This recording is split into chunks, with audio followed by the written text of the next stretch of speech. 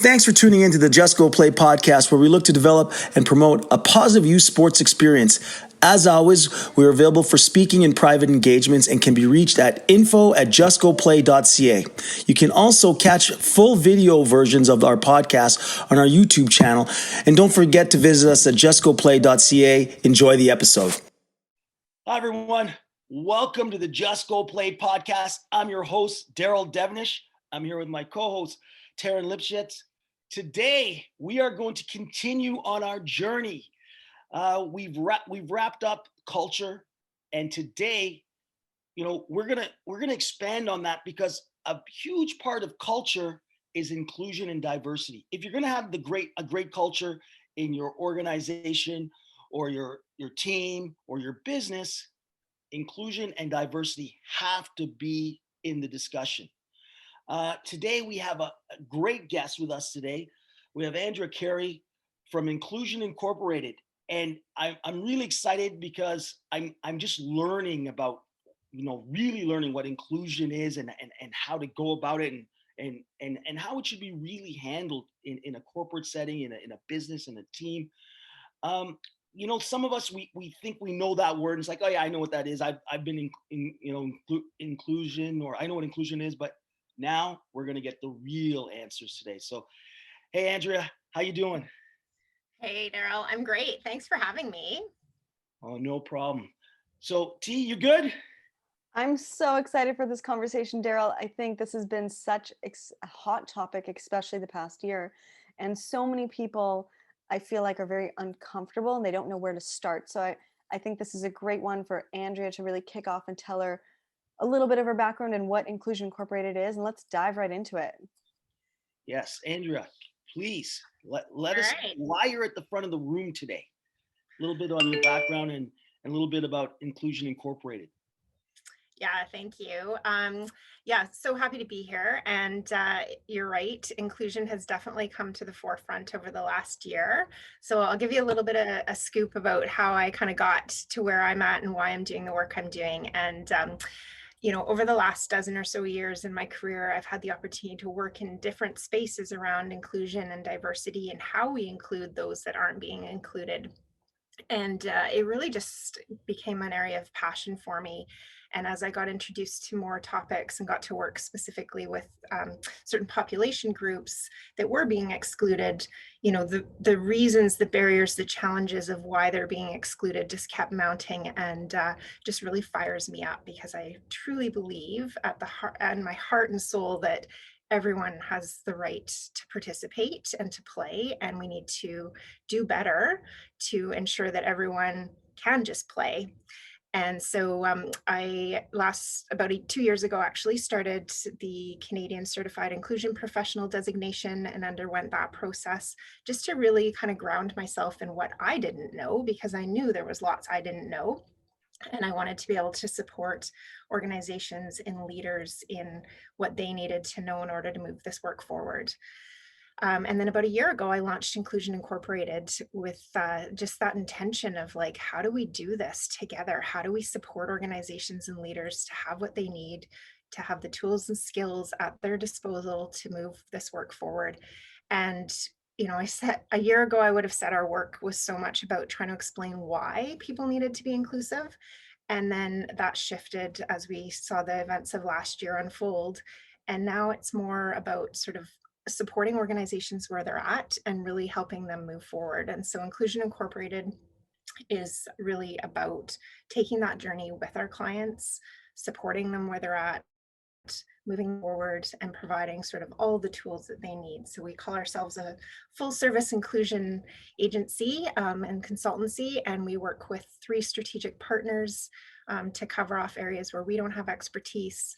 We have collaborators, we call them, with lived experience and skill sets to really ensure that we can bring whatever our clients need to the table to support them.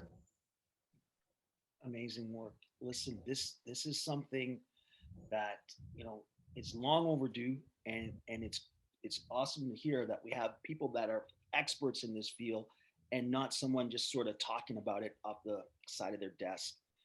My first question, we hear companies talk about supporting inclusion and diversity, But what does that mean? Yeah, great question. And I loved your intro that, people say they know what it means. And I find it so fascinating because despite the year we've been through, when we start work with organizations, what we actually encourage them to do is do a bit of a foundational training so that everyone is actually talking about the same thing. So we start with talking about definitions and what are we actually having a conversation about. So my really simple definition of some of these terms is that diversity is about who you are. Inclusion is about what you need to be successful, and belonging is the feeling of being included. And so belonging is really the outcome that our work at Inclusion Incorporated is about. We're trying to create cultures of belonging so that people can show up just as they are, when they want, how they want, and feel like they have a place and space to be. That's so incredible, Andrea. I think the piece about belonging, I feel like so many people miss because, we talk about inclusion, we talk about diversity, but it's really creating that feeling and the sense of belonging somewhere and feeling like I deserve to be here. I feel supported here just for being who I am. And I'd love to understand, how do you guys go into organizations and help them with that? What sort of training do you do? Because I have seen some organizations who say, we're appointing this person to be in charge of inclusion and diversity in our organization, but they don't necessarily have the training behind it. And maybe they do have their own lived experiences. But I think it's so critical that people understand that being trained in this and then helping others be trained in executing this and implementing it in an organization is so critical. So would love to hear, how do you work with the organizations on that? Yeah, for sure. And I'm actually going to start with a bit of a place about thinking about safety. Because, in the sports system, safe sport has been a hot topic this year, but I see this across organizations in general in that we don't create safe spaces in our organizations to have some of the conversations that need to be had and to explore some of the issues that we need to talk about. And this work is it's really vulnerable work. Like, you have to be able to open up and admit what you don't know and to then figure out how you start to know. And so, I love Maya Angelou's quote about until as you kind of know better, you do better. And so we actually start all of our workshops with that conversation because we want to create safe spaces for people to have these conversations and to explore these topics and to ask some of the things they don't know. I'm like, I have never ending patience for folks who, raise their hand and stand up or admit that they don't know something and they want to learn. That is like the most beautiful starting place. And we do a lot of talks about starting with yes. Yes, we want to learn. Yes, we want to do this. Yes, we want to include. If you start with yes, it just creates a platform to learn and to grow and to bring people in to learn together. So to kind of circle back to your question, when we think about sort of what organizations need and where they start, it's really about that starting with yes and not expecting that one person is going to solve this for you. That is an impossible task. First of all, this has to be an organizational wide commitment. The leaders in the organization have to commit to it. They have to be held accountable for it. The boards and the governance structures need to be accountable for it and committed to it. And so, in the work we do, we want to see board members show up in our conversations with the leadership and to start there and to understand that, yes, they're here together. They want to work on this. The organization is committed to working on this. And that's our starting point.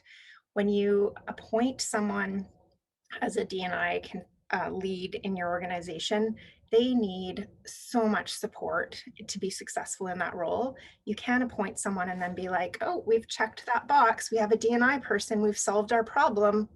This is not a checkbox exercise.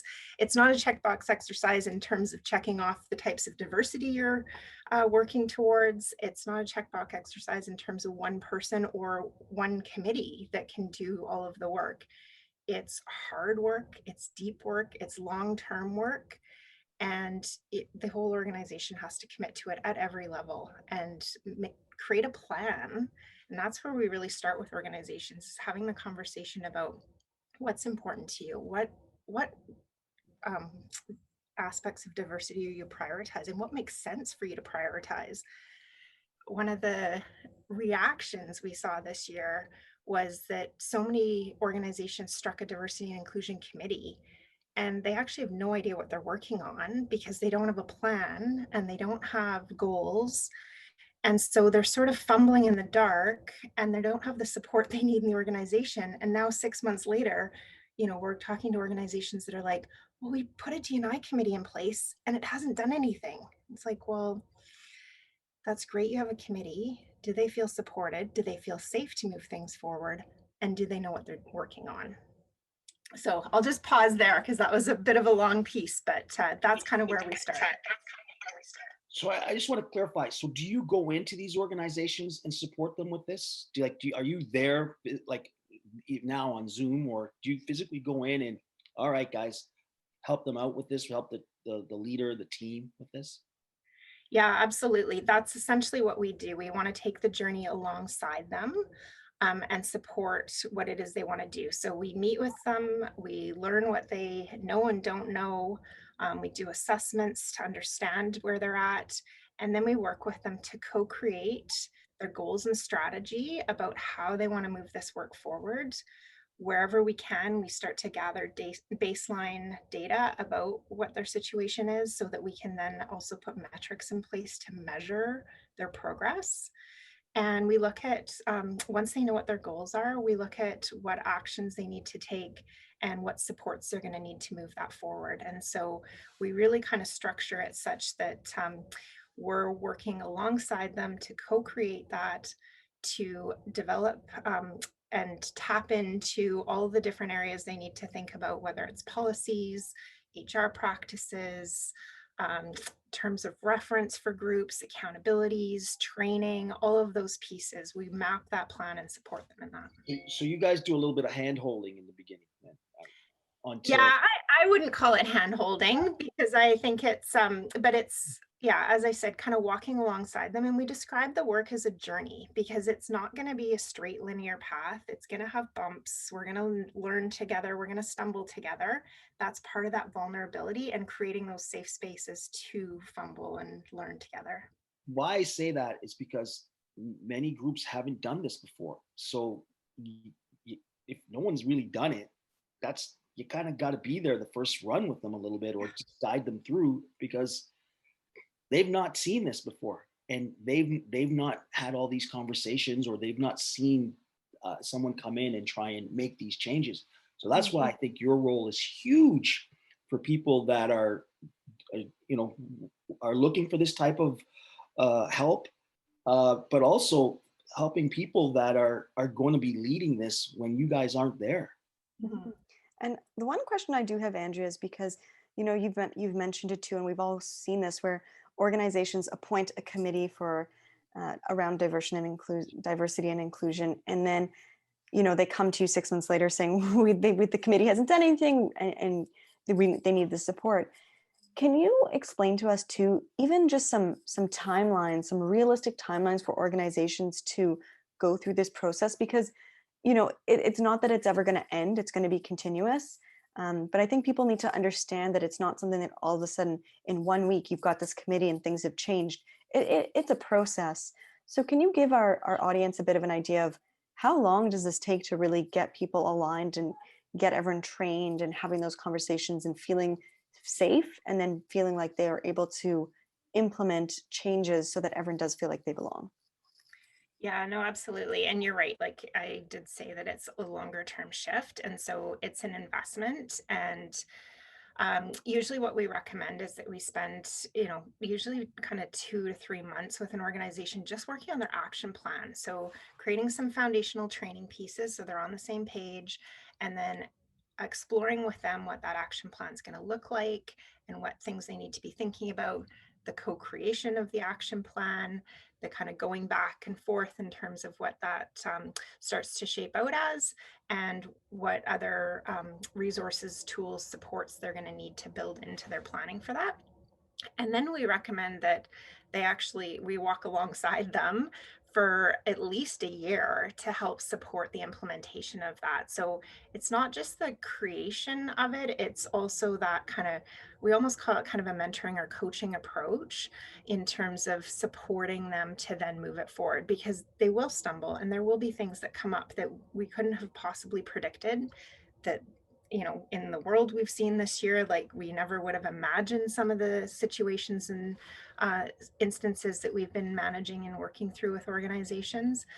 And just to have that kind of sounding board. So one of our clients, we did a really intensive training process with them in the fall.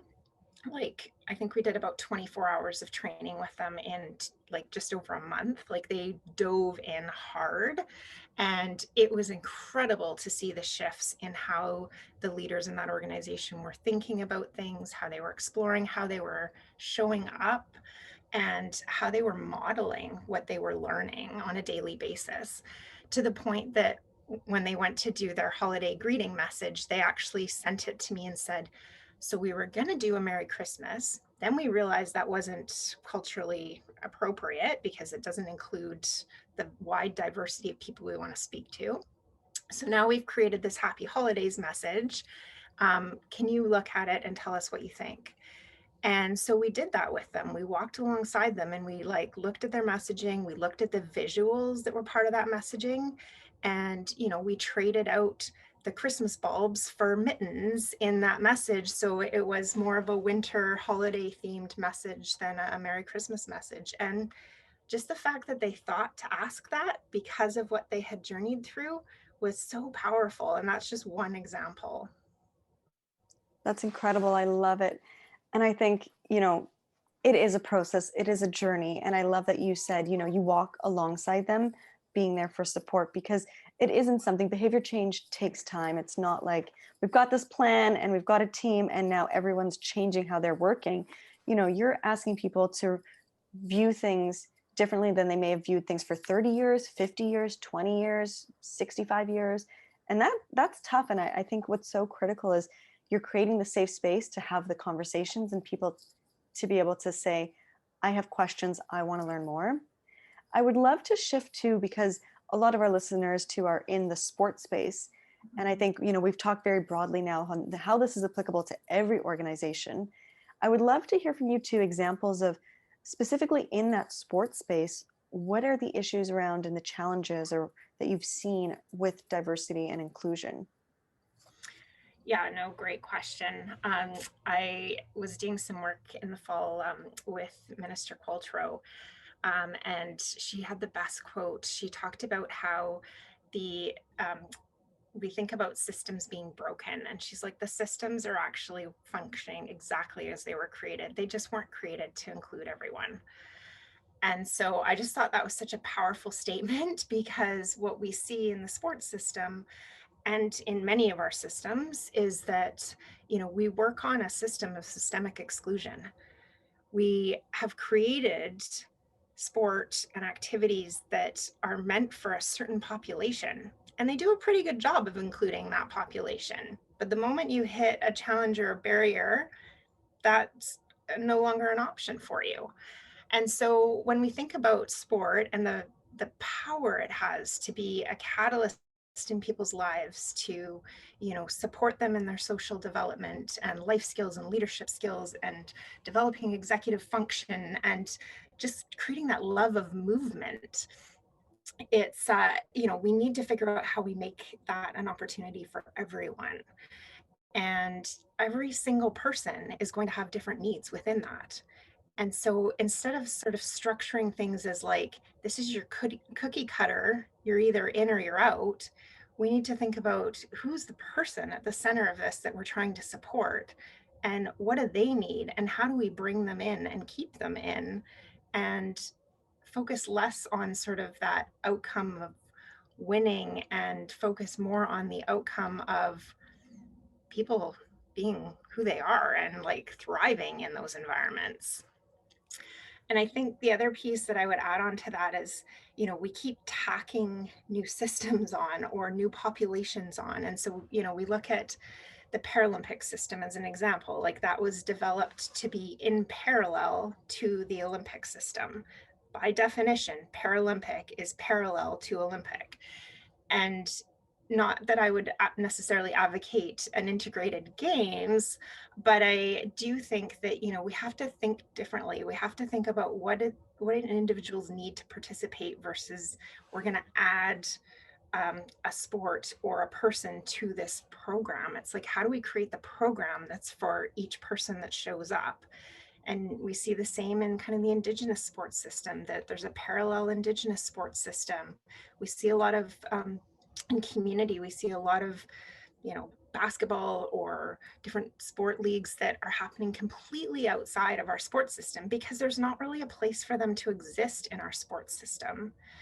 One of my favorite quotes that we use in some of our presentations, and this is a workplace quote, but that 45% of straight white men cover at work. So covering is kind of changing who you are to exist in that environment and to fit in that environment. And it's like, okay, if that's like these systems were created by straight white men, and if they don't feel comfortable in those environments, then we've completely screwed ourselves up. Like we have to start from scratch and build something totally different. Wow, that was deep for a second there. You know what? I wanted to on the sports, you know, stay on the sports tip here. Can you talk about like cutting a kid, like that process, and you know, like, because that's not inclusion, is it? If you cut a kid, like I'm sure. I feel like, Daryl, you need to explain the definition of cut a kid here in this. So yeah, well, a kid that played on your team, and then he's let go the following year, saying you're not good enough to play on this team anymore. Like what does that do for a kid? And how would, you know, like in your program, like how do you prepare people to handle that or deal with those situations?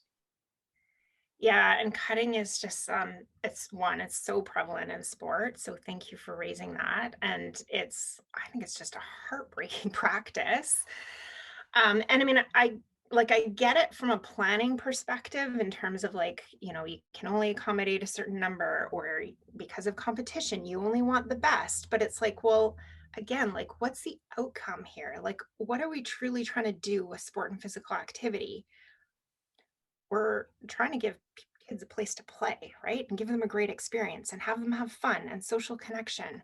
So if we start with that, then shouldn't the premise be that everyone gets a place to play, and we figure out, like, you know, whether we need additional facilities or we need stations so we can accommodate more kids participating, or we need more equipment. Like there's options to bring in different pieces to create an environment where we accommodate and include more kids and focus on a different outcome. And I'm not saying that there isn't a place for competition. Like I think lots of kids do want to compete.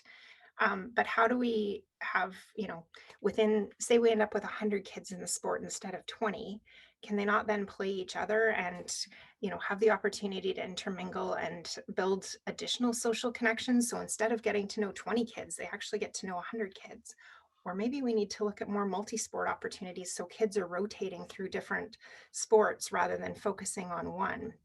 The extension we've seen to our sports seasons just seems like it's never ending. It's like we've got fall league, spring league, winter league, summer league, camps, academies. Like it's just Yeah, like, oh my gosh, like one, it's way too much for kids. It's not good for their bodies or their development.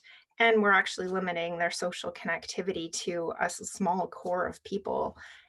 And so like the outcomes, what are the outcomes we're seeking? If you start with that and how you're supporting the person, then cutting shouldn't even be on the table.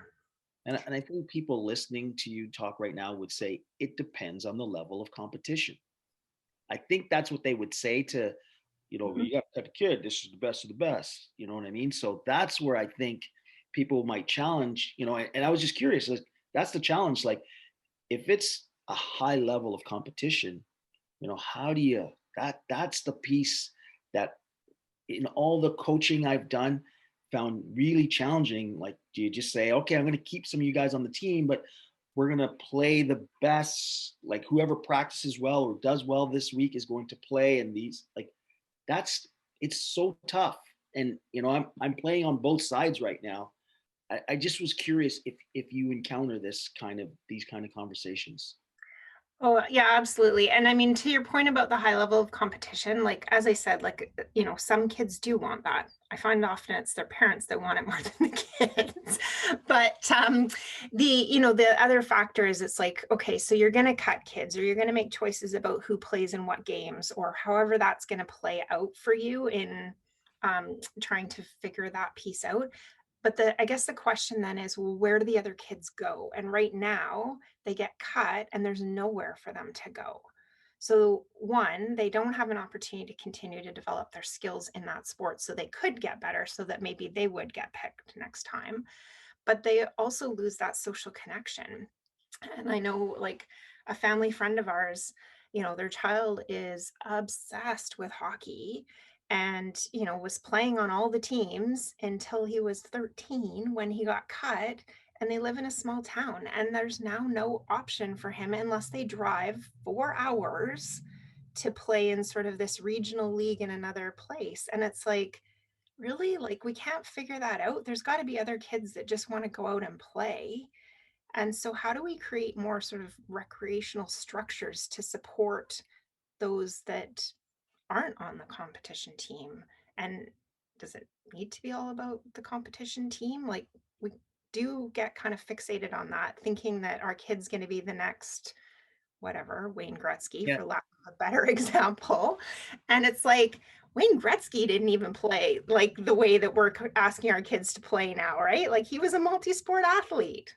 Yeah, no, this is definitely one of the challenges of youth sport that, I don't have the answers, and I don't know who does, but if they do, we're going to figure it out. If there is some answers out there, our crew is definitely going to try and find them. Mhm. Yeah, and I think one of the things that we've seen too with the pandemic is, like, kids have lost sport, right? And so now I'm hoping that society will kind of see what the impact of that is. But just yesterday, Jumpstart came out with a survey they did with 1,000 families, asking them about some of the impact of COVID on sport and physical activity participation in their families. And 69% of those families said that COVID's had a strong impact on their kids' participation. They also said that their kids are feeling lonely and isolated. 74% of these families said their kids are feeling lonely and isolated, and they're finding it really hard to reduce anxiety and stress, and that their kids are less physically fit. And these were families that are actually in slightly higher socioeconomic status than the average. So what we're seeing is that, this is having a massive impact across all kids. And for those of us listening that have kids, like, you see it, right? You feel it. You're watching your kid go through this, and nobody has the tools to navigate this. And then we think about those with additional barriers that are disproportionately impacted. And it's heartbreaking. It's so tough. And I went for a walk in my neighborhood the other night, and there's, in one of the parks, they've built an ice rink. Like, just they've put water and let it freeze, and there's a whole bunch of kids now. Every night you see them skating and playing hockey, and it's just for fun. And every single kid, I mean, they're all wearing masks on, but they've all got these big smiles on. You can just see it in their eyes. And I think it's just so critical that, I think we're going down the direction of getting kids back in sport during COVID, which is a whole nother topic. So I want to bring us back to what we started talking about, which was inclusion and diversity. And I feel like there's just so much we could talk about with you, Andrea. So we'll definitely need to have you back on the podcast, as well as some of your colleagues. We'd love to wrap up with, we always wrap up our podcasts with next steps. So if there's something that, whether you're a parent or an organization or a team, and you have questions about inclusion and diversity in your organization, what is some first steps you tell them to take? Yeah, great question. Well, first of all, it's really thinking about what they want to do. So, like, what is the shift they want to see? So, is it including a specific population? Um, is it improving the diversity of their board, their coaching staff? Like, know what you want to achieve would be the first step. And then starting to create some actions around how they could go about that and really prioritizing. Like, organizations can't do everything. And some of the pieces that we're seeing in the world right now have kind of motivated people to prioritize a certain population, and it might not make sense in their region or where they're at, right? So it's like looking at what actually works for your organization and what you really need to approach, and creating a priority plan around that. And then really educating yourself on what you don't know. And we all don't know things. I'm learning every single day. So it's that commitment to continuing to learn. And when you know better, do better, as Maya Angelou said. And then when you think about the coaching side of things, like really focusing on who people are and what they need to be successful, starting with respect, empathy, openness, just learning and creating that really positive environment that focuses on fun, social, supporting each individual, and creating cultures of belonging. Great, great first steps. You know, this is such an incredible topic, and as T said, there's so much to cover. Like like and what and we started off saying it's like we don't know what we don't know about this, and people think they know what inclusion and diversity is. Take the time to really learn and understand, and everyone knows what it's like to feel not included in something. So that's the feeling, and I think Eva mentioned this in one of our previous podcasts, that when that feeling of like you didn't get invited to the party, or someone they start talking about a topic that you have no clue of the group, like we need to know what that feels like, and I wouldn't want that on anyone. I don't want people to feel that. If you don't want to feel that, why would you want anyone else to feel that? So Andreas, so thank you so much for being on our podcast today. How would anyone get a hold of you if they wanted to get a hold of you? Yeah, thanks. And thank you so much for having me. I do just passionately believe we have so much work to do. So this is one step together. You can reach us at our website, inclusionincorporated.com. And we're also on all the social media channels, both personally and professionally. So you can check me out or check out Inclusion Incorporated to reach out. Thanks so much. So, guys, we grow this program organically. If you like what you hear, if you like what we're doing, please share this with your friends, your family, people who need to hear this message. T, anything to add? This is so incredible. Thank you so much, Andrea. I think for everyone, definitely reach out to Inclusion Incorporated, because this is a journey and you've got someone there who's going to walk with you on it. And, it is in the sport world, we are bringing it back to making sure there's positive experiences for everyone in the system. And with that, just go play. Let's go play, guys. Go play.